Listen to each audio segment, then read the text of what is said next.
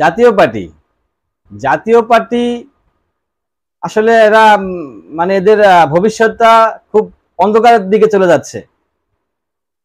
এখন বর্তমান সমন্বয়করা যে ধরনের কথাবার্তা বলতেছে, জাতীয় পার্টির ভবিষ্যৎ বেশি একটা ভালো দেখা যাচ্ছে না।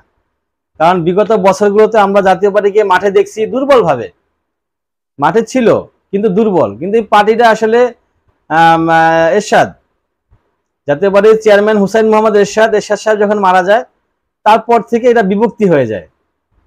তার স্ত্রী একটা দল করে, রওশন এরশাদ, তার ভাই জিএম কাদের, তারাও আলাদা দল করে। এভাবে দেখা যায় জাতীয় পার্টিটা আসলে আর জাতীয় পার্টি নাই, এটা ধ্বংস হয়ে গেছে।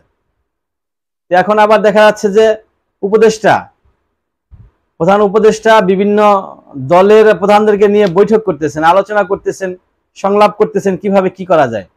সেখানে কিন্তু এখনো জাতীয় পার্টির কাউকে ডাকা হয় নাই, আর ডাকা হবে বলে আমার মনে হয় না। কারণ সমন্বয়করা যেভাবে খেপেছেন, সার্জিস তো বলে দিয়েছেন ডাকা যাবে না, হাসান আব্দুল্লাহ বলে দিয়েছেন। ওরা ফেসবুক স্ট্যাটাসে গতকাল মধ্যরাতের ফেসবুক স্ট্যাটাসে বলেই দিয়েছেন। কি বলছেন যে ফেসবুক পোস্টে সার্জিস লিখেছেন, জাতীয় পার্টির মতো মেরুদণ্ডহীন ফ্যাসিস্টের দালালদেরকে প্রধান উপদেষ্টা কিভাবে আলোচনায় ডাকে। অর্থাৎ জাতীয় পার্টির মেরুদণ্ড নাই, ওদের মেরুদণ্ড নাই, মেরুদণ্ডহীন এবং ফ্যাসিস্টের দালাল ওরা, এ বলেছেন সার্জিস। তো ওদেরকে প্রধান উপদেষ্টা কিভাবে ডাকে?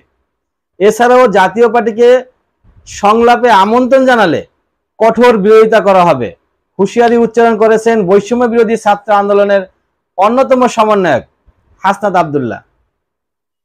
আব্দুল্লাহ বলেছেন কঠোর হুঁশিয়ারি, মানে ডাকা যাবে না। দিনগত রাতে নিজের ফেসবুক পেজে এই পোস্টের মাধ্যমে হুঁশিয়ারি উচ্চারণ করেন তিনি। হাসনাত আব্দুল্লাহ আরো লিখেছেন,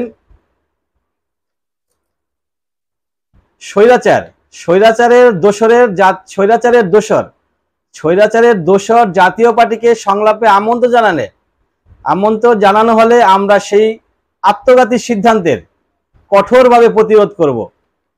মানে এই ধরনের সিদ্ধান্ত নেওয়া যাবে না। কে বলেছেন? হাসনাত আব্দুল্লাহ বলেছেন এবং সার্জিস আলম বলেছেন। তার মানে জাতীয় পার্টিকে সংলাপে আনার সম্ভাবনা খুবই কম, সম্ভাবনা নাই বললেই চলে। যেহেতু তারা আন্দোলন করবে, তাদের বিরুদ্ধে শক্ত হাতে হাল ধরবে বলেছেন। তার মানে তাদেরকে এখানে যদি সংলাপে আনা হয়, তাহলে আরো একটা বিশৃঙ্খলা সৃষ্টি হতে পারে। তার মানে জাতীয় পার্টির কপাল পুরাপুরি পড়লো। হয়তোবা অনেকেই স্বপ্ন দেখছিল যে জাতীয় পার্টিও কিছু একটা করতে পারে, কিন্তু না, এখন দেখা গেল যে জাতীয় পার্টিকে দিয়েও আর কোনো আশা নাই। মানে তারা তো কোনো ঐক্যও যাচ্ছে না, কোনো দলও তাদেরকে নিতেছে না, বিএনপিও নিচ্ছে না, জামাত ইসলামও নিচ্ছে না। চরমোনাই চামড়া নাই, ওইটা বাদ। চরমোনাই জাতীয় পার্টি এক বিষয় না। চরমোনাইও অপরাধ কি ছিল? জাতীয় পার্টির অপরাধ হচ্ছে তারা ফ্যাসিস্টদেরকে ইলেকশন করে সহযোগিতা করেছে, নির্বাচন করে আওয়ামী লীগ সরকারকে তারা সহযোগিতা করেছে। আর একই অপরাধ চরমোনাইও নির্বাচন করেছে। মেয়র নির্বাচনে আমরা দেখছি বেহায়ার মতো গিয়ে মেয়র নির্বাচন করছে, এবং সেখানে গিয়ে মায়ের মুড় খেয়ে দাঁত ফাটাইয়া আবার তারা এখন বড় বড় কথা বলতেছে।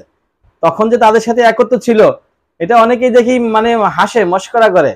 চরমোনাই যখন বলে যে না, জামাত আওয়ামী লীগকে বহিষ্কার করতে হবে, আওয়ামী লীগকে নিষিদ্ধ করতে হবে, অনেকেই দেখি হাসে। এই কথা শুনলে হাসে, মজা পায়, মস্করা করে যে এতদিন তাদের দালালি করছো, এতদিন তাদের পা টিপছো, আর এখন তারা পালাইছে, সেই সুযোগে এখন তাদেরকে বহিষ্কারের ধান্দা করতেছে। হ্যাঁ, মানে জাতি বুঝে না যে কাকের মতো চোখ বন্ধ করে খাবার লুকাইলা, কেউ দেখলো না, মানে আমি দেখলাম না, মানে আর কেউ দেখলো না। এই হচ্ছে চরমোনাইয়ের ক্যারেক্টার এবং জাতীয় পার্টির ক্যারেক্টার সেম। তো জাতীয় পার্টির যেহেতু সমন্বয়করা এখানে একটা বেটু দিয়েছেন, তার মানে জাতীয় পার্টির ভবিষ্যৎ মোটামুটি ভাবে অন্ধকারই বলা চলে।